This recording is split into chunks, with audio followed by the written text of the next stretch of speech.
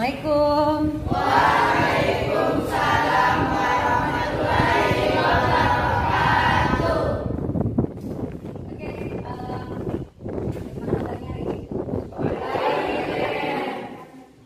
Seperti biasa nih, salam dari kalian membaca doa, mengucapkan syukur bersama atas berkah yang kita dapatkan pada hari ini. Siapa yang teman-teman pilih? Oh, kami. Bismillahirrahmanirrahim. Alhamdulillahirrabbilalamin. Puji syukur kita panjatkan kepada Allah Subhanahu wa Ta'ala atas kehadiran berkah dan rahmat yang diberikan kepada kita hingga bisa menghadiri tempat ini untuk melaksanakan kegiatan pembelajaran hari ini. Dengan itu, marilah kita bersama-sama berdoa menundukkan kepala sejenak sembari membaca doa dan Al-Fatihah. Berdoa dimulai.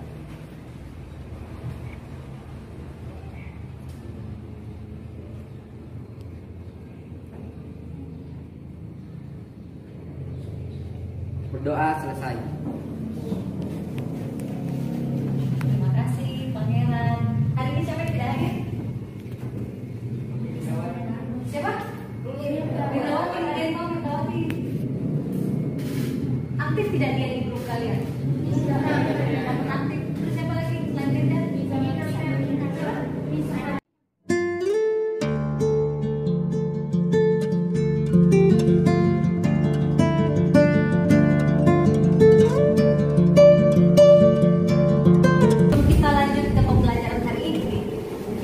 Olah napas bersama-sama. Ini sudah pelajaran terakhir toh? Iya. Tadi kalian belajar apa? IPA dan siapa yang tidak belajar dari pagi? Tidak. Oh tidak. Tidak. Oke. Olah napas saya. Kalau Mem bilang kalian tutup mata. Oke. Jadi Mem sebentar akan menghitung 1 sampai 10. Begitu Mem mengucapkan satu buah angka, misalnya 1, kalian menarik napas. Ini sambil tetap memejamkan mata, oke? Jadi perhatikan Mem. Jadi pelan-pelan kalian lepas, gitu. Tenang saja, pasti Mem akan bilang lepas, karena tidak mungkin kalian akan tahan selamanya, oke? Jadi kalian pejamkan mata, kemudian kalian menarik napas. Begitu Mem mengucapkan angka, kalian menarik napas, kemudian dilepaskan pelan-pelan. Jangan tidur, pausa. Oke? Lepaskan pelan-pelan. Oke. 2, 5.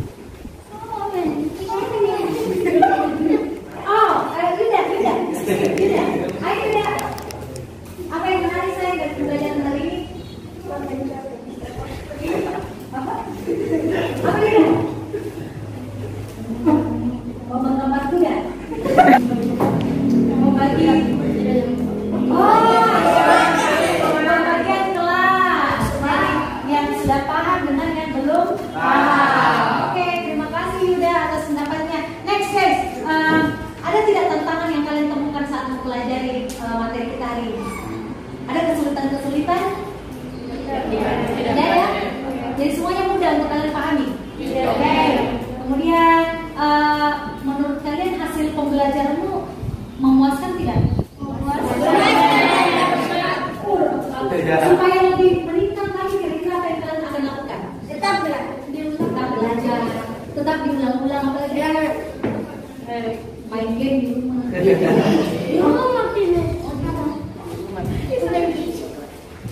Oke, nah terima kasih untuk kesempatan hari ini saya ya. Terima kasih atas waktunya untuk perhatiannya kalian. Insya Allah kita ketemu hari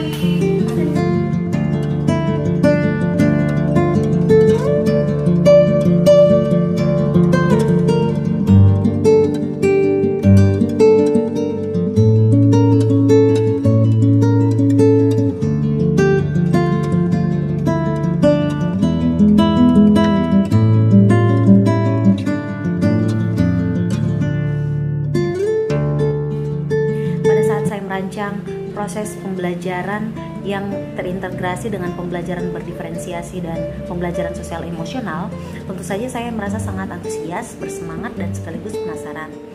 Saya merasa bersemangat dan antusias karena saya belum pernah mengaplikasikan proses pembelajaran ini sebelum-sebelumnya. Jadi di kelas saya yang dahulu, saya hanya mengaplikasikan pembelajaran yang untuk semua murid. Jadi tidak ada pembedaan antara murid yang bisa, yang sedang-sedang saja, dan yang kurang bisa, gitu. Kemudian saya juga masih kurang paham bagaimana pembelajaran sosial emosional. Saya tidak pernah menganggap bahwa kegiatan berdoa misalnya itu merupakan salah satu keterampilan sosial emosional. Jadi ya itu hanya sekadar kegiatan rutin berdoa, mengucapkan syukur, itu saja. Tapi saya tidak menekankan kepada murid saya bahwa ya ini penting gitu untuk pendalaman sosial dan emosional mereka. Tapi dalam akhirnya dalam perencanaan pelaksanaan pembelajaran yang terintegrasi dengan pembelajaran berdiferensiasi dan pembelajaran sosial emosional ini, saya jadi memahami bahwa ada banyak sekali kegiatan yang bisa kita lakukan di kelas yang bisa terintegrasi dengan dua model pembelajaran ini, gitu.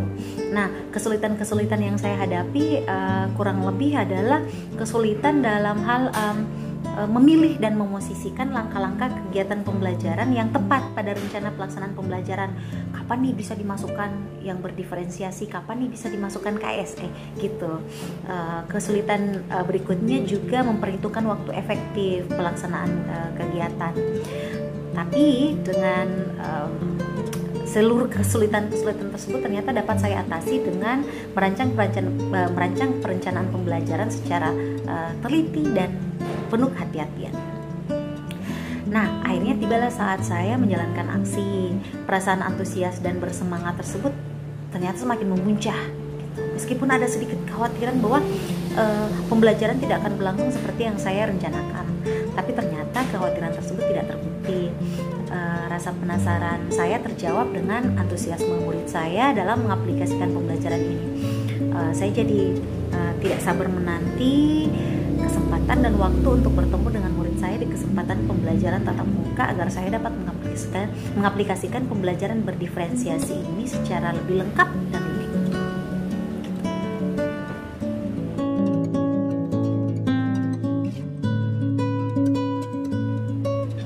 Pembelajaran yang dapat saya petik dari proses pelaksanaan pembelajaran berdiferensiasi dan penerapan keterampilan sosial emosional ini adalah kemampuan saya makin terasa dalam menyusun rencana pembelajaran yang terintegrasi dengan pembelajaran berdiferensiasi dan pembelajaran sosial emosional. Itu pertama. Yang kedua adalah ternyata pembelajaran menjadi jauh lebih aktif, jauh lebih efektif, jauh lebih optimal karena dilaksanakan sesuai kebutuhan belajar. Dan yang ketiga, sebelumnya di kelas-kelas sebelumnya saya mengevaluasi murid itu dengan kadang-kadang membandingkan murid yang satu dengan murid yang lainnya. Tapi ternyata ini tidak boleh dilakukan. Jadi pembelajaran berdiferensiasi mengajarkan saya untuk mengevaluasi murid dengan melihat kondisi sebelum dan sesudah proses pembelajaran. Kemudian berikutnya adalah ternyata pembelajaran dapat berlangsung dengan lebih rileks, menarik, dan tetap fokus pada langkah kegiatan pembelajaran. Dan yang terakhir adalah pembelajaran sosial emosional ternyata penting dalam menumbuhkan kesadaran penuh untuk dapat sadar, untuk dapat aware terhadap apa yang dilakukan dan dirasakan.